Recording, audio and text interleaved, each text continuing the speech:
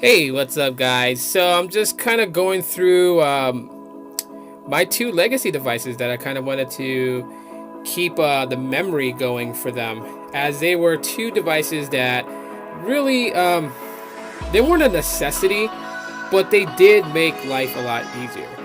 And to be quite frank with everybody, I still use them. I still use my Pebble Watch and my Pebble Time.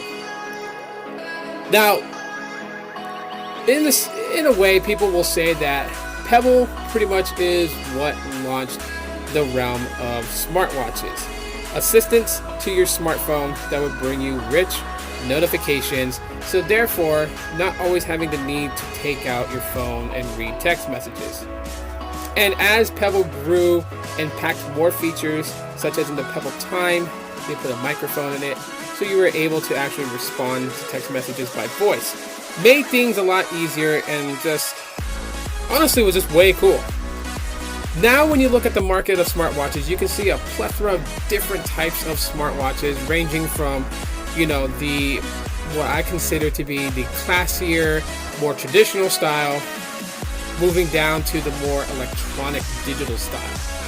We have watches like the Apple Watch, and then there's a bunch of Android wear that you can find on the market. And even some third-party ones from Chinese companies out there that were pretty decent for what they offered. But I do gotta say that my time with the Pebble Watch has just been really cool. And I was very sad to see it go. For those of you guys who don't know, Pebble was acquired by Fitbit. So Fitbit, not only being for fitness tracking, they actually acquired the intellectual property, or IP, of Pebble, and at the same time, they acquired 40% of Pebble's staff. Now, this was about half a year ago, so we're not exactly too sure how many original members of the Pebble team are still with Fitbit. And an update to that was another smartwatch that was actually considered to be a replacement for those people who were pretty stuck on Pebble watches, was Vector. Vector was the closest to a Pebble watch in the fact that the two things both watches had in common was battery life, where Vector smartwatches were basically pitching that they can give about 30 days on a single charge is outstanding. And so that has been acquired by Fitbit. So Fitbit has pretty much grabbed two portions or two entities of a market that can serve it and benefit it really well if they play their cards right. For me, while there are many different types of smartwatches that you can get out there, even cheap ones that run just as good as the name brands, for me, it's really hard for me to walk away from Pebble for what I got out of it. It seamlessly worked. There wasn't a lot of hassle to it. And sure, it lacked a touchscreen display.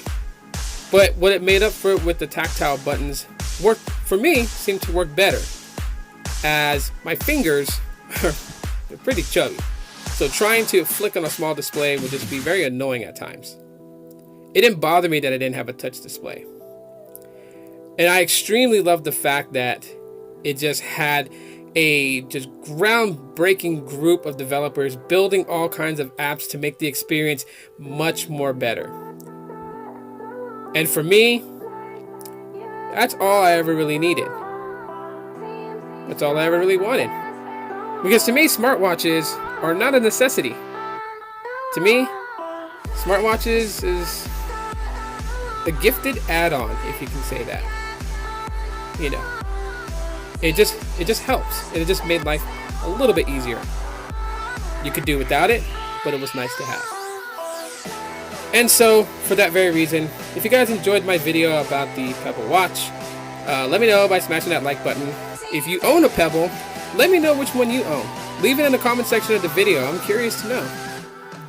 Other than that, my name is Tito, and while I am having my nostalgic rundown with the Pebble Watch, you guys can catch me in the next one. Bye-bye.